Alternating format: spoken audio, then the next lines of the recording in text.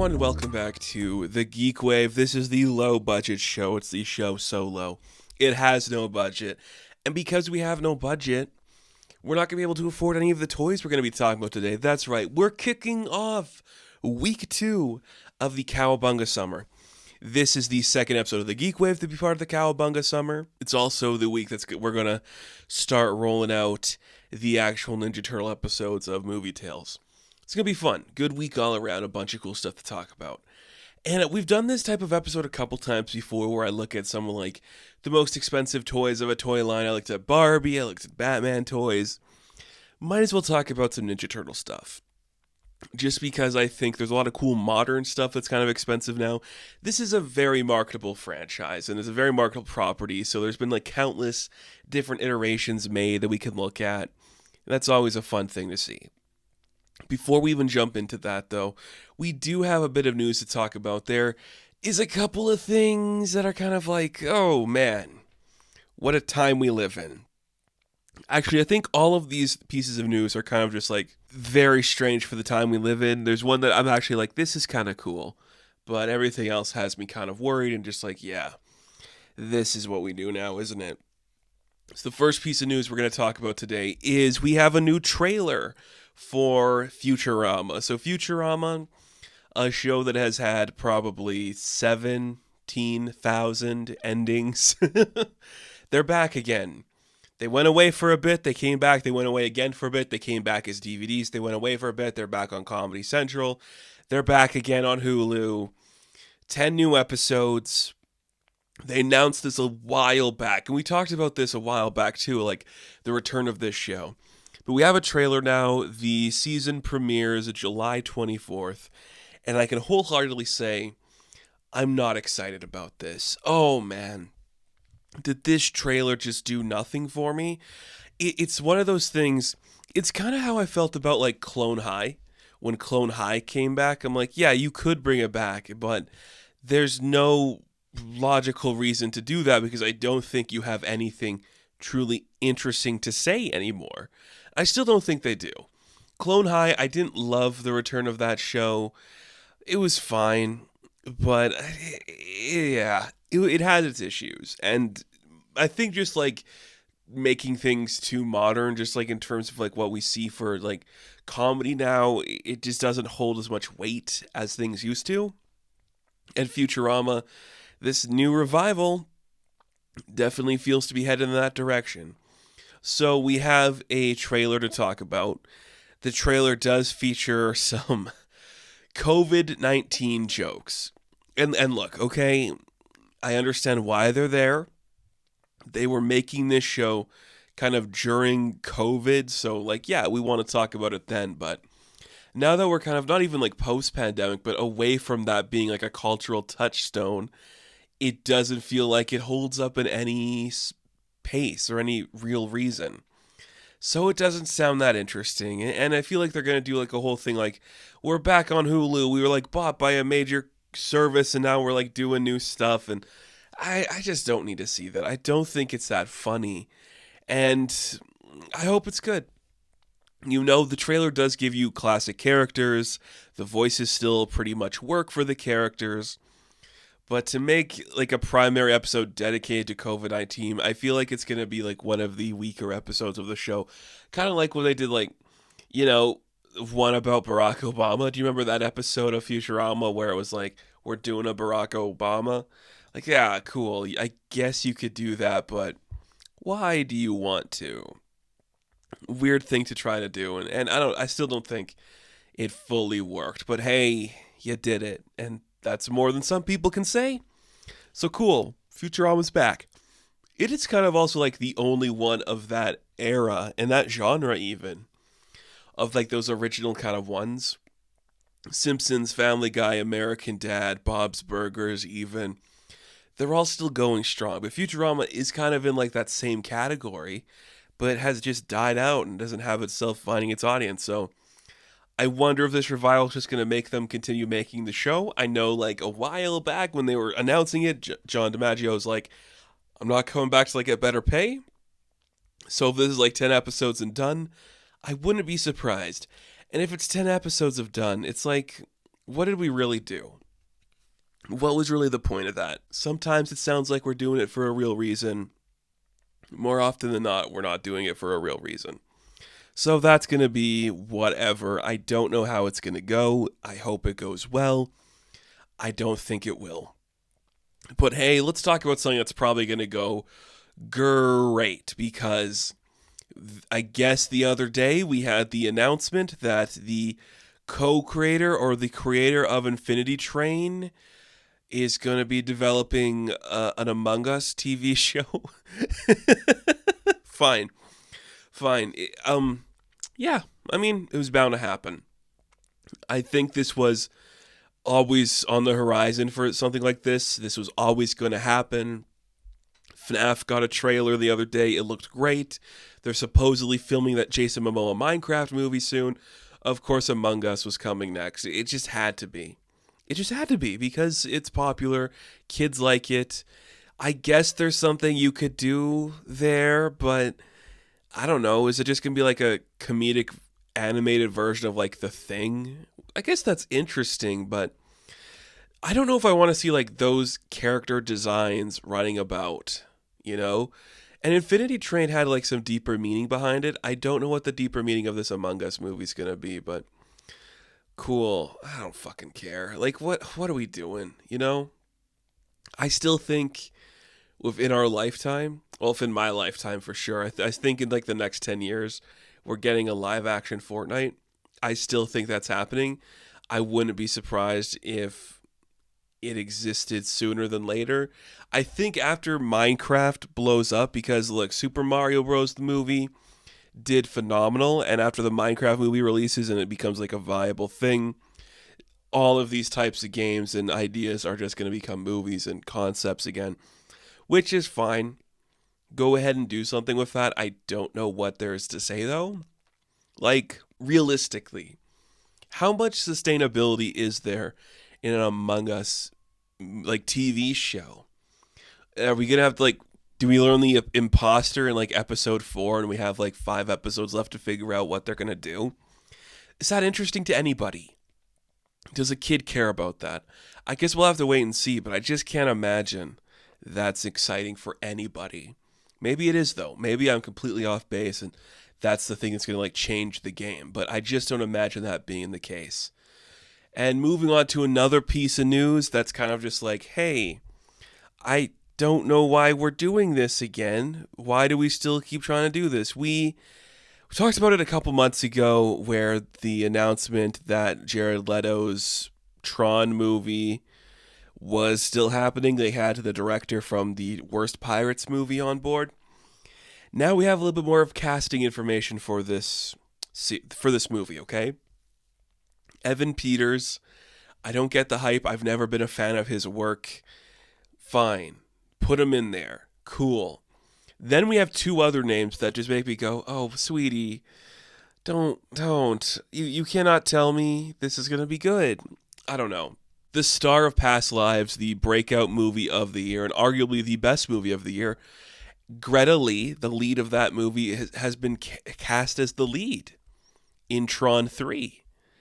And I'm like, wow, I guess I guess she did like the Spider-Verse stuff, so I guess she does want to kind of do that kind of work, but honey, you deserve better than the 3rd Tron movie. And this is coming from a guy who loves Tron more than almost anybody else alive. You don't need to do this. You should not put all your eggs in the basket of Tron 3, because there's no way it's going to be good. We are past the era of Disney trying with this stuff. You can't do it. It's impossible for us to get another Tron Legacy adjacent thing. So I just don't know what this is going to be. I don't like Jared Leto. I don't like the director. I don't like Evan Peters too much, but I like Greta Lee a lot. So I will watch it for her. And Jodie Turner-Smith from The Acolyte also joins.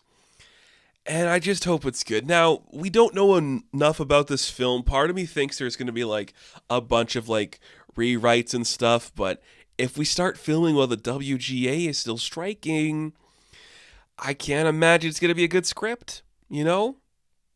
This is worrisome. I love those women. I love Greta Lee. I love Jodie Turner-Smith. I don't know about this. It's very scary to think about. I've talked a lot about Tron before. I think it's a fun franchise. You can tell some cool stories with it. In a world that is driven by artificial intelligence at the moment, I don't think the talent behind the scenes or on screen is the one to say this. I don't think it is. I'm very worried about this movie because I don't know what the audience is. If you cannot get young people to see an Indiana Jones movie, there's no chance in hell they are seeing a Tron movie. I'll see it. I'll see any iteration of Tron you give me because I want to support that franchise. But so far, you've given me nothing exciting to talk about with Tron, which is insane to think about because I love Tron. That's where we are. Like, that has happened. Unbelievable. But we also have a final piece of news to talk about, which is kind of interesting. Something we did a couple weeks ago, talking about like the supposed casting for Superman Legacy, the new Superman movie coming in 2025. We have official casting, the start of what I'm imagining is going to be a bunch of news coming very soon. I am surprised we didn't wait till Comic-Con to drop it. I guess Warner Brothers also isn't going to be in attendance, so sure, do it. We have our Clark Kent and Lois Lane in the forms of a bunch of sexy young people. David Cornsweet is officially cast as our big man, the guy, the face. He is Superman. David Cornsweet, of course, he is an American Jewish actor, which I think is it the first time a Jewish actor has played Superman? Kind of cool. Does he look like a young, skinnier Henry Cavill? Yes. But he's hot. He looks dorky. He's got the face of a guy that if I said penis, he'd blush. And I appreciate that for my Superman. So I like it. I think he's got a good face for it. He's got good hair for it. He's got like a nice sweep and flow in his hair. This is a handsome young man. He's 29 years old. It freaks me out to know that he's closer to my age than I think any other Superman is. Terrifying. And I like him a lot. What a pretty young boy. He's also like tall, right? He's a tall guy. He is 6'4". Holy fuck. That is a tall boy. And that's cool. We love it. So that's our Clark Kent. We have a new guy. It's really good. And now we also have you can get this, we have our Lois Lane in the form of Rachel Brosnahan. The marvelous Mrs. Maisel herself has got the role. She's fantastic. I love every second of her. Midge Maisel is literally just an interpretation of Lois Lane. You could do that entire thing perfectly and capture the exact tone that I'd want for Lois. I really like this. It's kind of fun. She's just great, and I guess they have great chemistry. She's a little bit older, and by older, she's 3 years older than him, which has people up in arms for some godforsaken reason. She hot. She pretty. We love her. She's sweet. They are cute people. I'm here for this forever and always. Forever and always, I will be here for this. What an adorable character. They are so pretty. They're just cute. They look like cute people that would exist in like a bubbly, glowy metropolis. So yeah, we're doing it. We have Superman and Lois. If we never see another movie from the DCU, I can live happily knowing we're trying another Superman movie. It's been a minute, you know? We do a Spider-Man movie every 2 days. It's been a decade since a Superman movie. So that's kind of fun. Let's try it again. See what you got. I don't count BVS as a Superman movie. That is just a failed experiment that went nowhere. You put these two side by side. I've yet to see Rachel and David together in a room, but just looking at the two of them when they have like the photo side by side, they are pretty people, and I would love to see them fly into the sky and kiss. It's great. It's great. I'm here for it. What else you got for me? Let's get a younger Jimmy Olsen. Who do you guys want as Jimmy Olsen? I heard an interesting one. And I kind of liked it. It was kind of more like a gender bent cast, but you could also make Olsen a non-binary character. Sophia Billis, the young actress in the Dungeons and Dragons movie and from the It franchise. I thought she would be an interesting choice. I kind of am here for that. It's kind of fun. You know who can also do it too is if you wanted to get that guy, that kid, what the fuck's his name from No Hard Feelings, like that young kid from No Hard Feelings, the one opposite Jennifer Aniston. What's his name? If you wanted to get that little kid, dye his hair, Andrew Barth Feldman. He looks like a little dorky borky, so I think he could do it too. Skinny little boy, dye his hair red. I'm here for it. Because he seems like he's awkward, and maybe he's a little too awkward, but I don't know. How old do we want Olsen to be?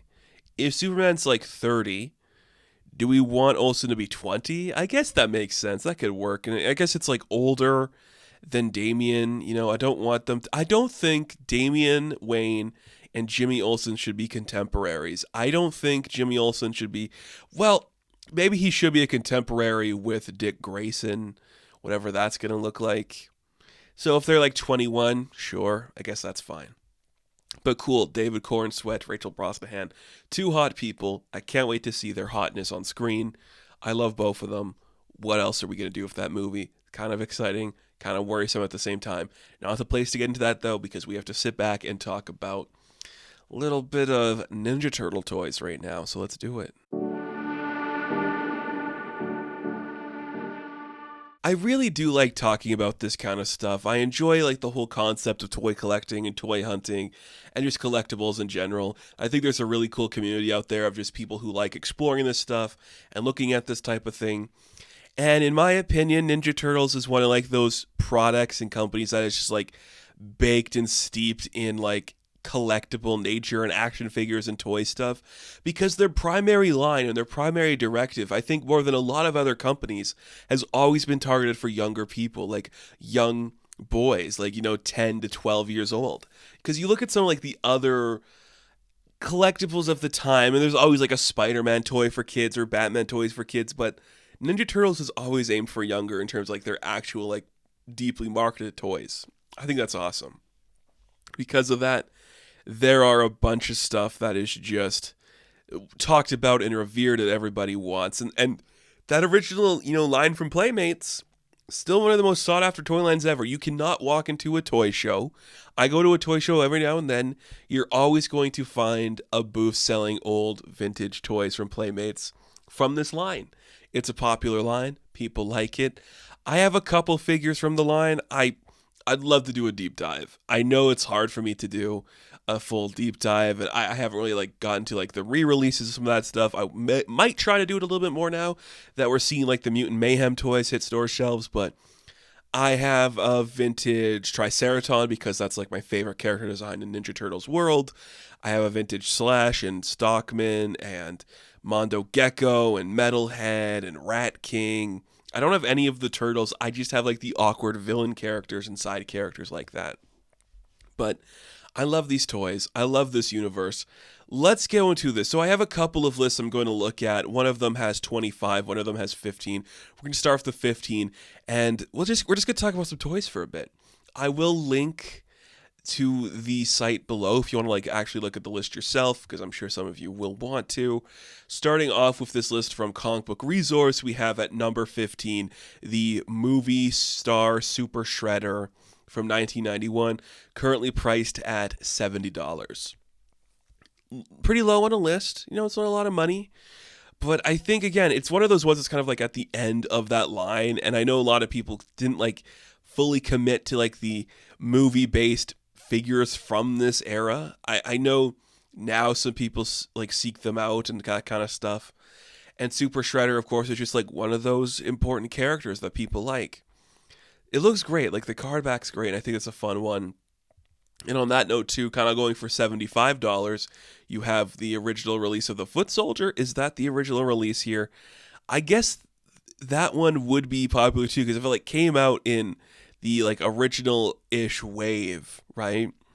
You don't really want that when you want like the Turtles and Shredder. So nobody was really like after it and that kind of stuff. But I think it's just really cool. And I love a good army builder. I love a good foot soldier kind of stuff. So that makes sense to me. And I'm going to assume a lot of these are the carded prices just because you'll find a lot more non-carded.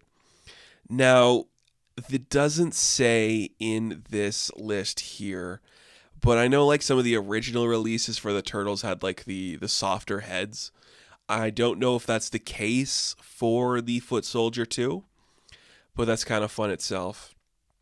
And speaking of that too, we go to number 13, which is the 1988 release of Leonardo, which I'm guessing mint on card is going for about 120. I guess you could probably just put like all the turtles in that price point. And I'm looking on the list here. A lot of them are pretty much on that list. It looks like the harder one to find is Raphael, but I guess 13 to 12 and 11 and 10 are just the actual turtles. So that original wave mint on card, I'm certain that is an impossible thing to find. They look great though. I do think that the vintage artwork is so good, and I think that aesthetic for the turtles are good. They have different colors, they have different aesthetics. I love the weapons rack idea. It's kind of simple. It also like helps like define them as toys, whereas like a parent could be like, you're not going to hurt yourself on that. Like that's not really a real toy, so you're fine.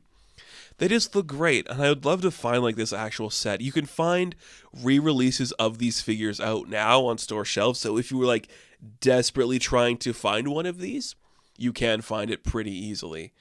That is not going to be a challenge for you at all. But I love that they still use this mold today. But the original releases, yeah, of course they are. Oh, is this list just going to be like a bunch of like the original release? Because I'm looking at the next like 9 and 8. It's just fucking Bebop and Rocksteady. And I'm like, they're harder to buy, I suppose. I always see a Bebop every time I go to like a convention. I'm like, I can't justify putting the money down for, I guess like a mint one is going for like 200, and even the Rocksteady's going for like 320, which is crazy to me. I get, you know what? I do think they're kind of like harder to buy too. They're a little more sought after just because we don't really do much of them in like the modern stuff now. So there is the nostalgia for them, and that's kind of cool. I remember when Playmates did like their Ninja Turtle Classics line with that, which that would have been 2012, 2013. The first wave was like the cartoon turtles. The second wave was Bebop and Rocksteady. They had like those like the sewer lid like stands. I just remember thinking like, it feels cool to have a Bebop and Rocksteady. I think, oh my god, I feel so stupid saying this. I think those TMNT classics are the only Bebop and Rocksteady I have in my collection.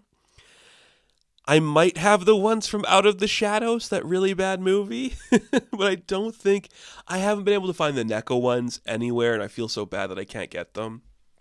But I'm probably never going to get these original carded releases either, but they look great. A rhinoceros and a warthog. What more do you really want from that? But coming in at number 7, now we're getting a little bit like different in here. We have 1994's Shogun Shiote. This is connected to like when they did like the metallic figures, right? It's like a villain to that piece or something. Shogun Ninja, or is this like for the third movie? It's weird. It's definitely towards the end of that toy line, which is where like a lot of like the bigger sales come from for that kind of stuff. And yeah, okay, is that like what is it? Is that like a rhinoceros or a lizard? It must be a lizard. I love talking about this stuff. Like I said, I am far from the expert on any of this. I just like exploring and talking about these kind of things. Number 6, we have Cerebral, which is Krang.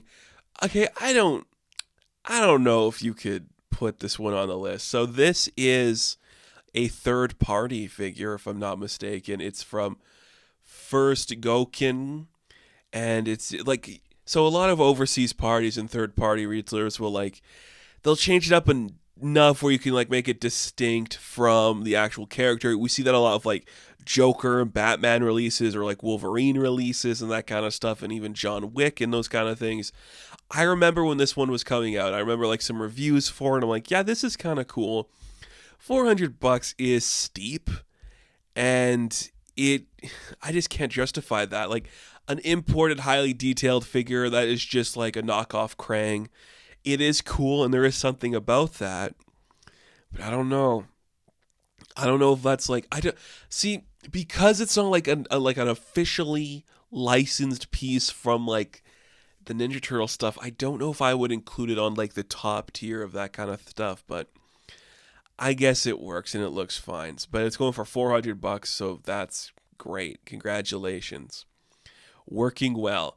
Here we go. Number 5 is the 30th anniversary of the cartoon action figure. So here we go. NECA Toys, when the license kind of loosened up for everything going on with Playmates, they swooped in and said, we're going to do a bunch of stuff. Their first kind of like foray into that line were the San Diego Comic-Con exclusives of the original 8 figures from their take on the cartoon. And I remember losing my mind when I saw these the first time. I was actively collecting Ninja Turtle stuff then. I saw those collector cases. I'm like, you son of a bitch. If this is the only way I can get those, I'm losing my mind. You had the cases of the 4-packs. You had the Turtles in one. You had the Foot Soldiers, Shredder, and Krang in another pack. Those are insane. It was very limited. It retailed for like 200, and now it's going for like 500. But the thing is, too, they eventually were able to find a way to release these figures elsewhere, which I remember. It's probably like I think like my favorite time I've ever gone like toy hunting. I was with a friend, and we were like in like a downtown city complex. It was like this old mall that nobody really went to, and they had like this old toy store there.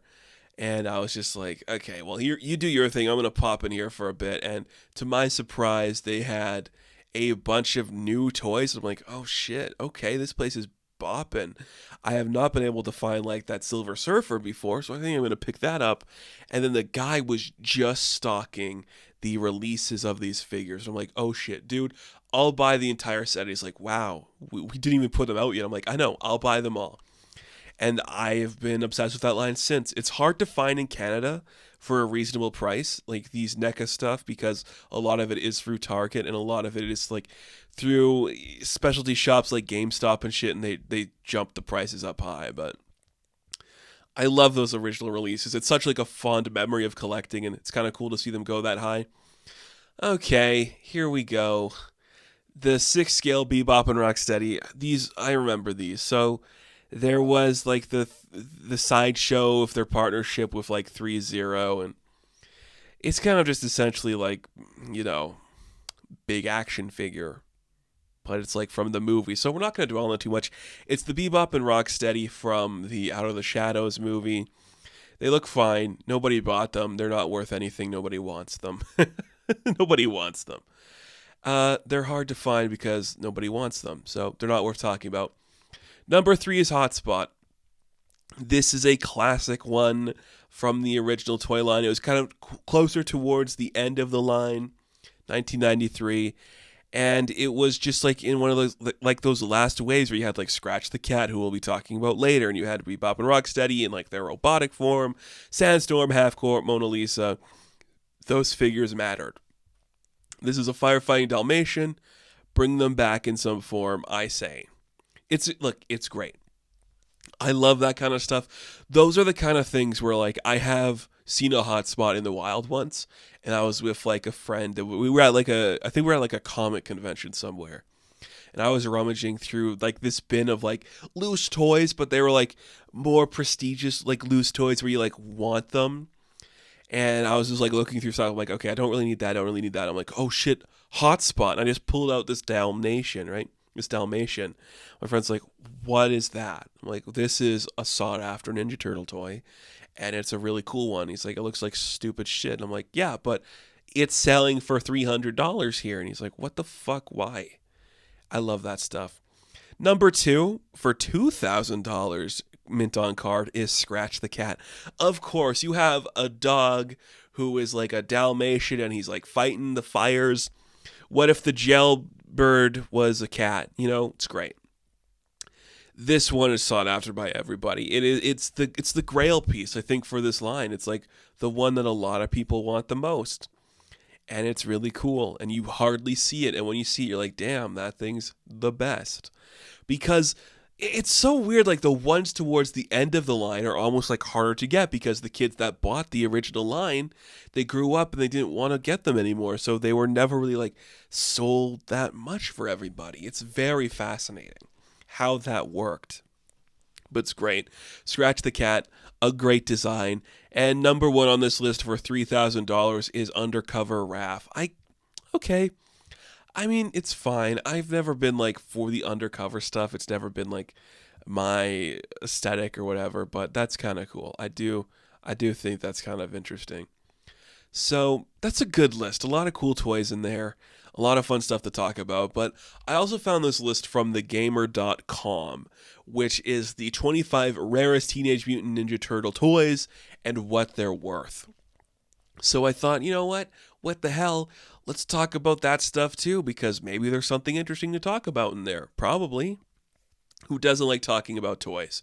Toys are the best. We need more toys in our lives. So this list is older. I do believe it was published in 2018, so it probably doesn't have some of the more modern stuff that we saw talking about. So it might be a little more interesting. Coming in at 25, we have Leo's Jolly Turtle Tubboat, which is just what I remember this toy. I've seen this toy before.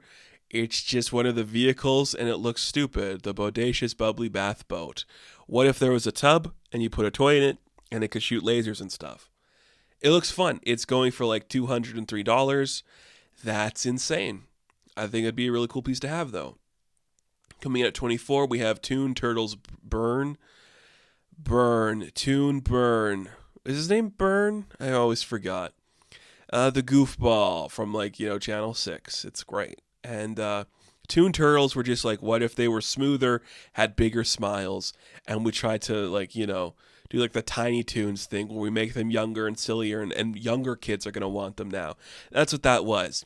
And it has an action figure everybody wants, which is Toon Burn, a fat guy with his shirt unbuttoned badly, eating a sandwich and spilling something that looks like shit on his jacket. So cool. $206. Fine, if that's what you want. Coming in at 23, we have the Turtle Blimp, which, of course it is. I mean, the original release of the Turtle Blimp, of course people want that. I mean, it's an iconic... I love the blimp idea. That's such like a fun toy because it is kind of like you could throw it around for a bit and it might not break if you just like did it properly. So I see that being like a popular one that a lot of kids would want. And it just looks great. And going for $379. I mean, that was 5 years ago, so it might be a little bit more now. I love that. I think I had a re-release of something like that. I know I had a blimp of some sort, or maybe I just had like a balloon that looked like a turtle shell that I used as a blimp. But it's cool. It blows up to 30 feet long, or 30 inches probably. I don't know why I said feet. Crazy. Now here's what I am familiar with. Coming in at 22 is the Channel 6 news van. This was a hard one to find. I was aware of that because it had like the repainted April O'Neil figure in like the green jumpsuit. And you could always find the turtle van everywhere, but you could never really find like the Channel 6 van because it wasn't really sought after. Nobody really wanted to play with like April's van. That's lame. What kid likes the news? That's silly. But I know this one is expensive and like a grail piece for a lot of people, and it looks really cool. Like, oh God, do I want to get more vintage turtle stuff? You're gonna make me, aren't you? You're gonna make me want to do it.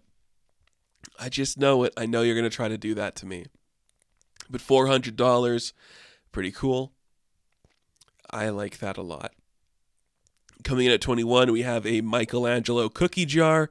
This does not say what year it's from, but I know that this was like a big thing. Do you remember like when like the ceramic cookie jar was like the thing everybody wanted? I know in my household we had one of, who the fuck was it? It wasn't like a big character, but it was like a known, maybe it was just like a postman or like a police officer or something stupid like that. I mean, there's a market for it. Or was it Hulk? I think I had a Hulk thing. I had a Hulk candy tray. I think I still have that Hulk somewhere. Old videos have a Hulk in it, if you want to see like a Hulk I had. But yeah, I think these are popular. They're liked. It's fine. $450 for it. I wouldn't buy it, but that's just me.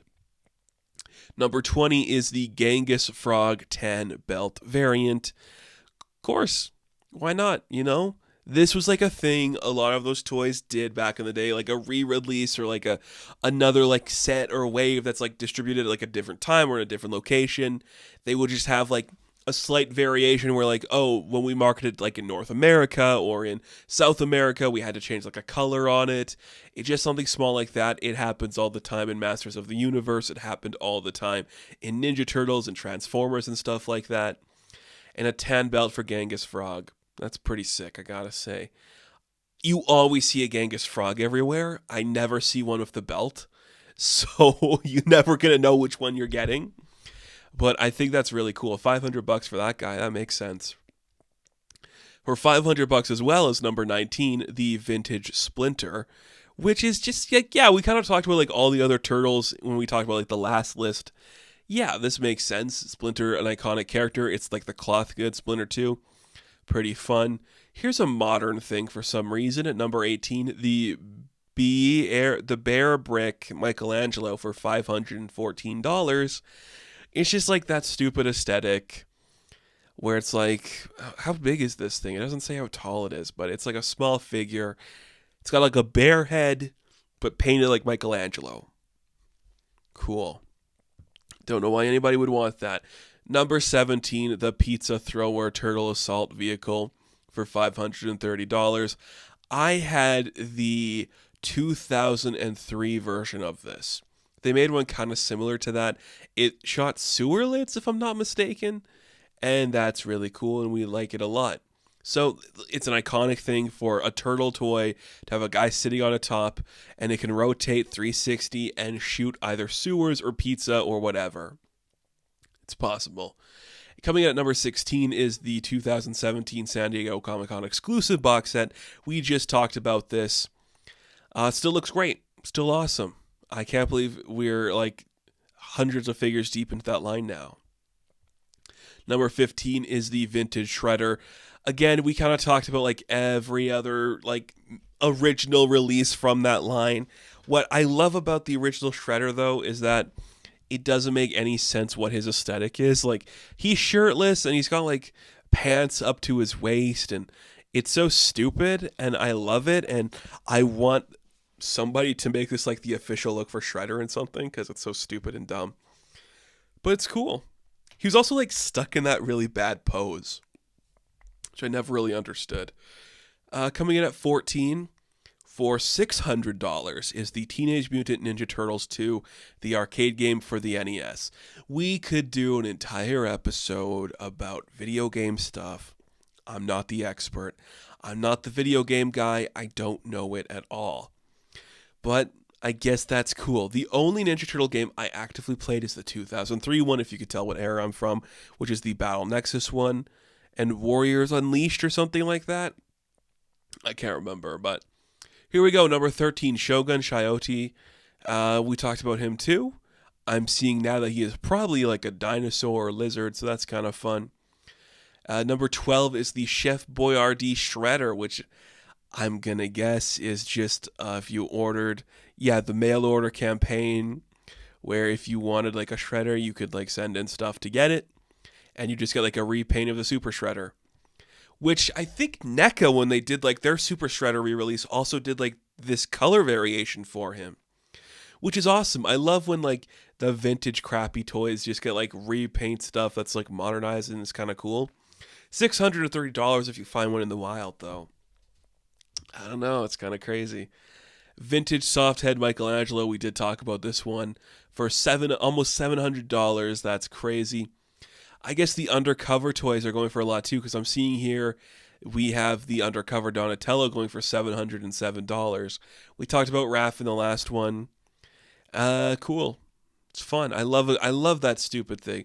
I just love that undercover is just a coat and a hat, because you could never see a big creature underneath those. You would never see it. Ridiculous. Now, number 9 is the DreamX Teenage Mutant Ninja Turtles Raphael. Again, I know why this is on the list.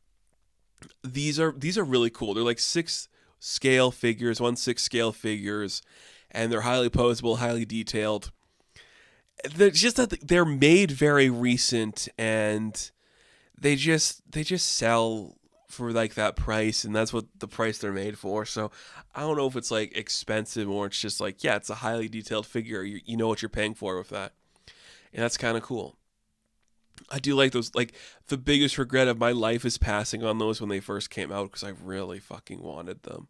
I'm like, if I was just off financially in a better spot, I probably would have like dropped the dollar on all of them. Number 8 is Vintage Hotspot. We talked about him too.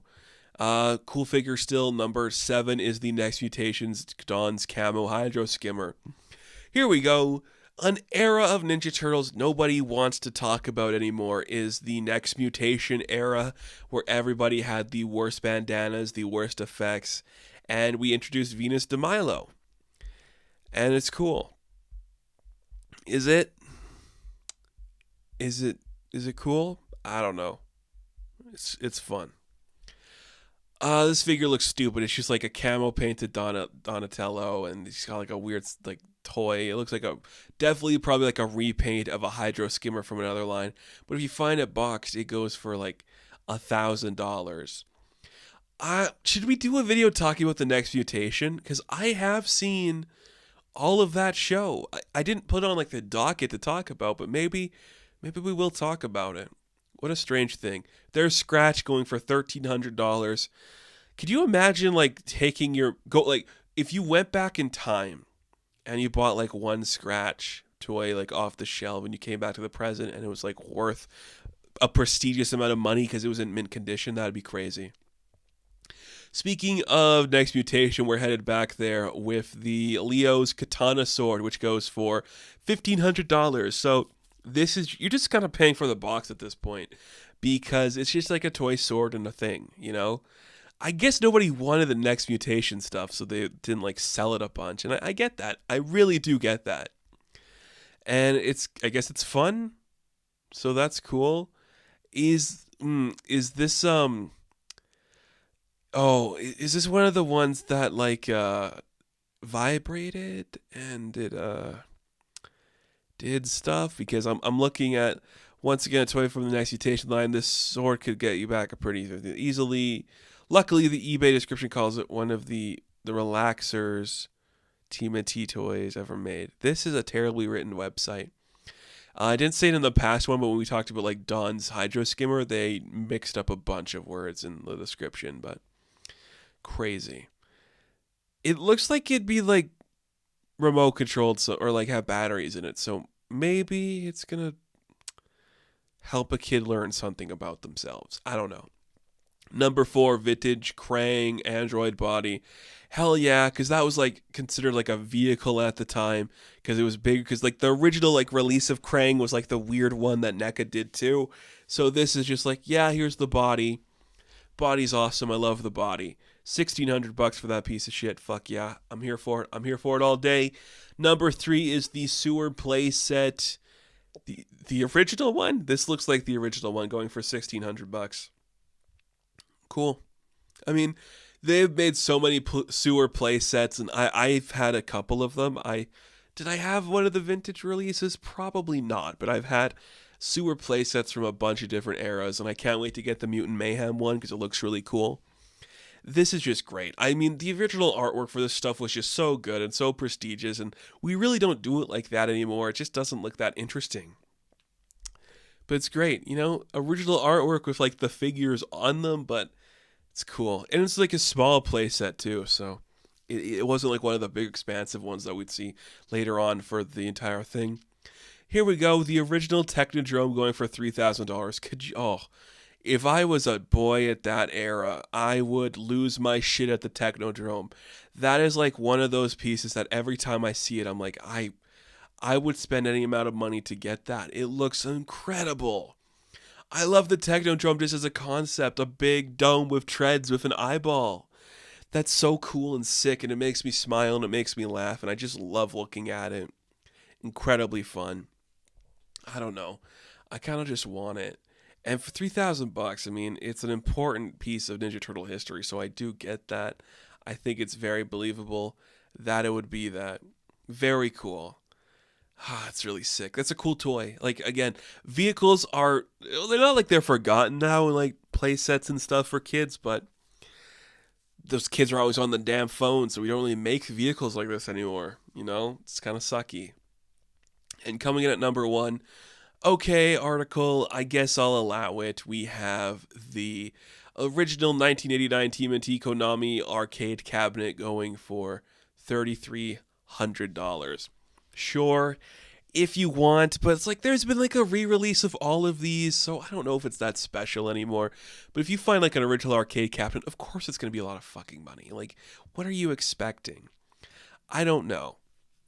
So I just found another website. This is Wheeljack's Lab, where it's like the 10 most expensive TMNT figures. Is this list easy to follow? Playmates Rocksteady. We talked about that one. Playmates Splinter. We talked about that one. Undercover Raphael. We talked about that one. Undercover Michelangelo. Same thing pretty much. Undercover Donatello. Same thing pretty much. Technodrome. Same thing pretty much. Playmate Slam Dunkin' Dawn from 1994. What if Donatello, a famously nerdy guy, played sport? Sold for $4,400 very recently. Foot Soldier, but this is the fan club flyer one. It's got like a certain way about it. I'm not sure what the difference is there, but that's kind of cool. Playmates April O'Neil with no stripe. So this is the one that has like the different lining on her side. And at number one, of course, is Scratch, which it looks like one wound up selling for $10,000 on August. So I'm going to just assume I'm just going to confirm it that the most expensive Ninja Turtle toy is probably Scratch the Cat. It's the one people will probably pay the most money for, but that's cool and fun, and I'm happy for all those people who want that. I am. You guys do you. I think that's exciting. Me, I'll stick to getting my NECA Universal Monster Turtles, and I'll be happy with that until I find that fucking Bebop and Rocksteady from their cartoon release. As soon as I find that, I could probably die happy, and I might never find that, so who knows what could happen. But a lot of cool toys. Always fun talking toys. Great way to bring us deeper into Cowabunga Summer. And if you have any of those, hey, I would encourage you to sell now because the prices are only going to go down. No way they're going up, but it's really fun stuff. So which one's your favorite? Did you have any of those toys as a kid? I'm not sure what the audience demographic is here. I think it's a little younger, so when we talk about the 2003 to 2012 stuff, I think that's where the sweet spot's going to be for some of you. That's where it's for me. And I'm currently on a quest to rebuy every single piece of merchandise and collectible memorabilia and action figure from the 2003 line, which is the greatest iteration of the Ninja Turtles. But that's a topic for another day.